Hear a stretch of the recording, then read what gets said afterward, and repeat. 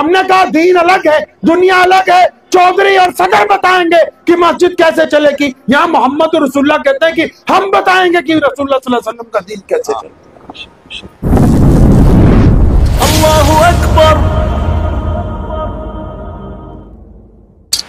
तो जब हिजरत करके मदीना पहुंचे, वहां तो खुशियां हैं कि सैयदा आमना के लाल आ रहे हैं। मोहम्मद रसूलुल्लाह सल्लल्लाहु अलैहि वसल्लम जब पहुंचे, बड़ी खुशियां मनाई गई, चारों तरफ से लोग आने शुरू हो गए और उधर से मुहाजिरीन भी आ गए, अंसार भी आ गए। तो प्यारे पैगंबर अलैहिस्सलाम ने क्या कहा, शायद आपको नहीं पता होगा, बुखारी में लिखा हुआ है। हमारे यहाँ तो लोगों ने कहा ना कि सियासत तो सिर्फ लीडरों का काम है, दीन का काम नहीं है। लेकिन यहाँ नबी अलैहिस्सलाम जब मदीनातुल मुनव्वरा में पहुंचे तो प्यारे पैगंबर अलैहिस्सलाम ने पूछा कि हम लोग कितने हैं? फरमाया या रसूलल्लाह इतने हैं। फरमाया गवर्नमेंट लोकल किसकी है? फरमाया यहूदियों की है। तो फरमाया उनके साथ रहने का कोई मुआहिदा नामा ही लिख लिया जाए ताकि ये हुकूक तय हो जाएं। नबी अलैहिस्सलाम ने उम्मत को ये तरबियत दी है कि आप जहां भी रहेंगे सिर्फ मजहबी जिंदगी में नहीं रहेंगे, आप समाजी जिंदगी में भी होंगे, आप सियासी जिंदगी में भी होंगे, आप माशरती जिंदगी में भी होंगे, आप कारोबारी जिंदगी में भी होंगे, ताकि तमाम जिंदगियों को मिला के एक बेहतरीन नमूना कायनात के सामने पेश करें।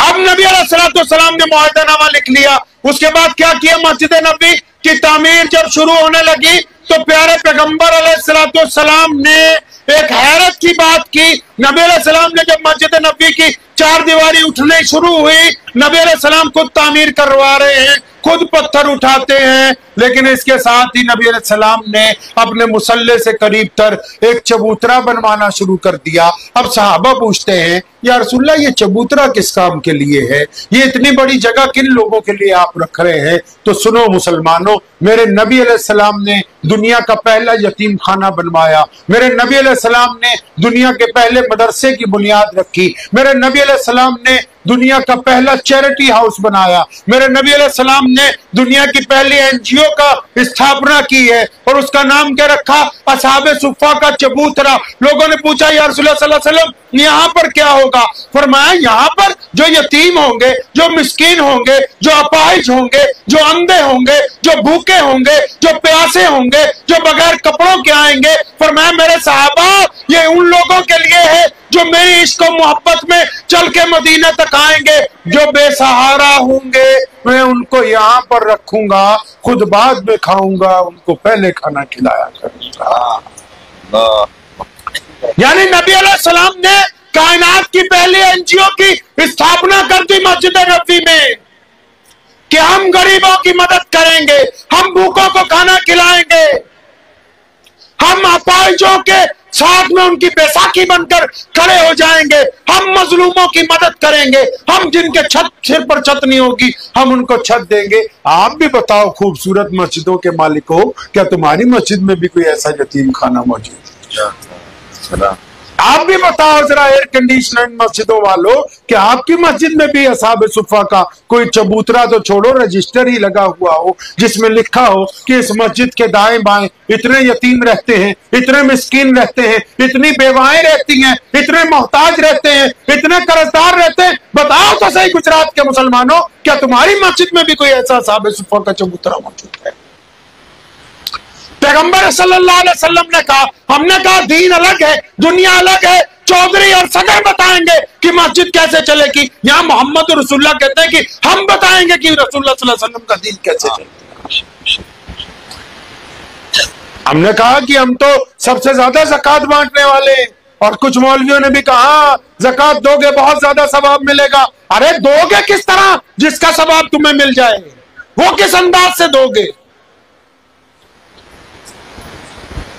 नबी अलैहिस्सलाम ने तो कभी जिंदगी में ज़कात नहीं दी, करोड़ों रुपए आए, बाज़ ज़कात बोरियां भर भर के नबी अलैहिस्सलाम की खिदमत के आप सल्लल्लाहु अलैहि वसल्लम के पैरों में रख दी गई। नबी अलैहिस्सलाम ने सूरज डूबने से पहले सारी की सारी सदका कर दी। लेकिन जिन सहाबा पर ज़कात वाजिब हो गई उनसे पूछो तो सही कि तुम्हारे पैगंबर सल्लल्लाहु अलैहि वसल्लम ने मदीनातुल मुनव्वरा में ज़कात बंटवाई कैसे,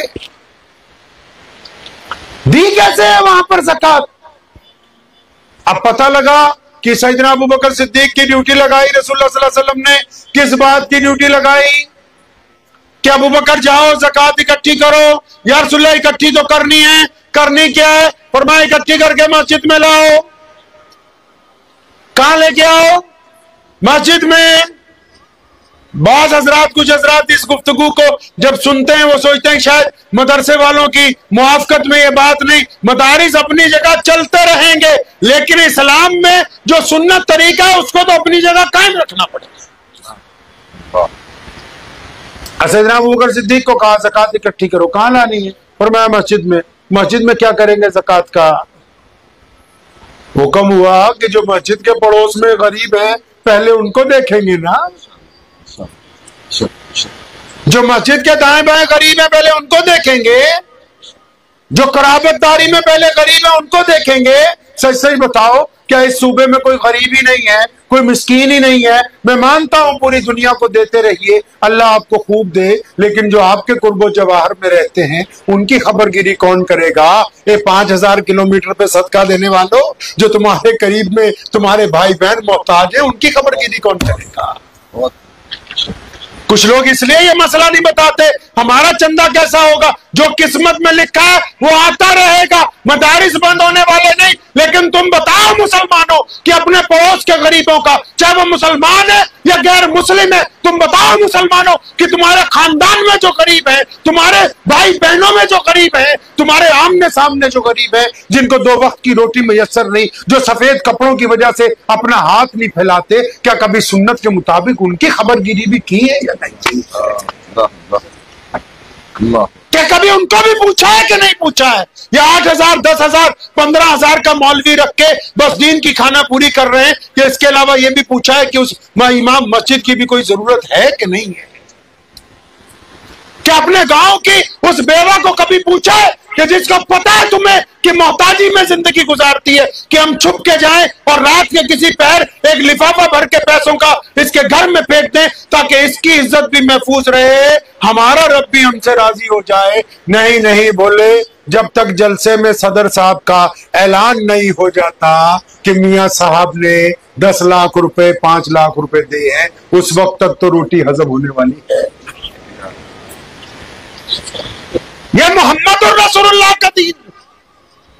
प्यारे पैगंबर अलैहिस्सलाम मस्जिद नबी में तशरीफ फरमाए, हातिम ताई की बेटी को गिरफ्तार करके लाया गया। नबी अलैहिस्सलाम ने दूर से देखा कि एक बेटी आ रही, उसके सर पे दुपट्टा नहीं, और हातिम की बेटी के मुतालिक हदीस में आता है कि नबी अलैहिस्सलाम ने फरमाया कि हातिम से अल्लाह राजी था, इतना बांटता था अल्लाह के रास्ते में। नबी अलैहिस्सलाम की मबूस होने से पहले हातिम का इंतकाल हो गया। जब उसकी बेटी को पकड़ के लाए, नबी अलैहिस्सलाम ने दूर से देख लिया, ये नहीं पता कि हातिम की बेटी, बस इतना पता लग गया कि एक बेटी को गिरफ्तार करके ले आ जा रहा है। तो नबी अलैहिस्सलाम ने अपनी रहमत वाली चादर उतारी और एक सहाबी को दी, फरमाया दौड़ के जाओ, वो जो बिटिया आ रही है उसके सर को ढांप दो इसके साथ।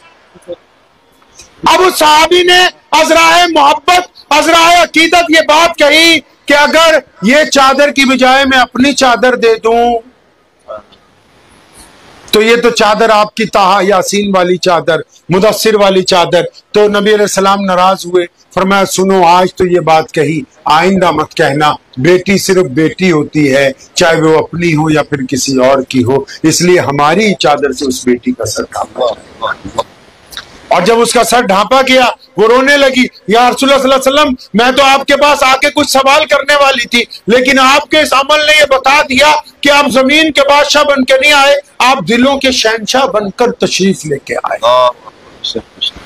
आप अंदाजा तो लगाओ कि इतना बड़ा दीन, इतना बड़ा दीन, 207 मुल्क हैं, लाउड स्पीकर एक जैसा नहीं मिलेगा, दरिया एक जैसी नहीं मिलेंगी, जुबान एक जैसी नहीं है, हवा एक जैसी नहीं है, पानी का टेस्ट एक जैसा नहीं है, कल्चर एक जैसा नहीं है, चमड़ी एक जैसी नहीं है, लेकिन 207 मुल्कों में सिर्फ एक जैसी क्या बात है? कलमा ला इलाहा इल्लल्लाह मुहम्मदुर रसूलुल्लाह सल्लल्लाहु अलैहि वसल्लम।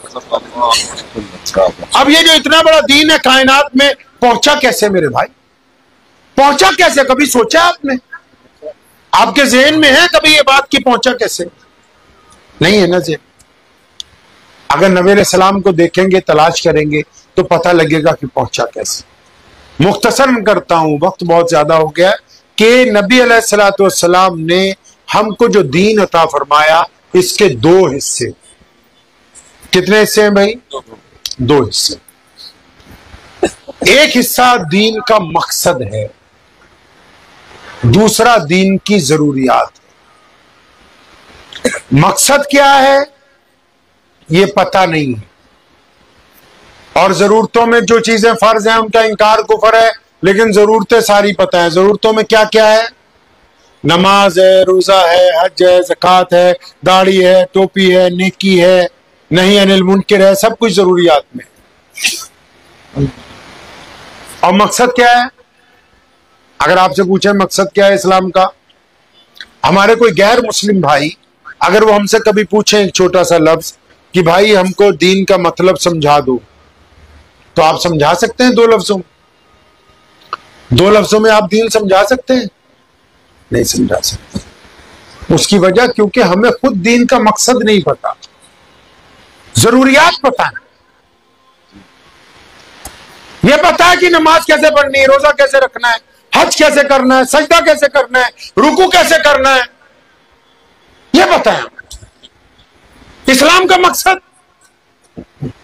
नहीं पता। अगर इस्लाम का मकसद पता करना है तो कहां जाना होगा? नबी अलैहिस्सलाम की जिंदगी को पढ़ना। अब नबी अलैहिस्सलाम की जिंदगी को पढ़ेंगे तो पता है लगता है कि जब प्यारे पैगंबर अलैहिस्सलाम ने दीन की इब्तिदा की, हमारी माँ अम्मी खदीजतुल कुबरा रजी अल्लाह तआला अन्हा मुसलमान हुई, सैयदना अबू बकर सिद्दीक मुसलमान हुए, सैयदना बिलाल हबशी मुसलमान हुए, सैयदना मौला अली करमुल्लाह वजू ने कलमा शहादत का ऐलान किया। अब उस वक्त नमाज, रोजा, हज, ज़कात नहीं आई। सबने कहा या रसूलल्लाह आपके अल्लाह को मान लिया और आपको मान लिया, अब करना क्या? तो नबी अलैहिस्सलाम ने दीन का मकसद बयान किया। फरमाया जिस बंदे ने मेरे रब पर ईमान ले आया, मुझ पर ईमान ले आया, अब उस पर लाजिम है कि वो दुनिया के तमाम लोगों को बराबरी का दर्जा देगा।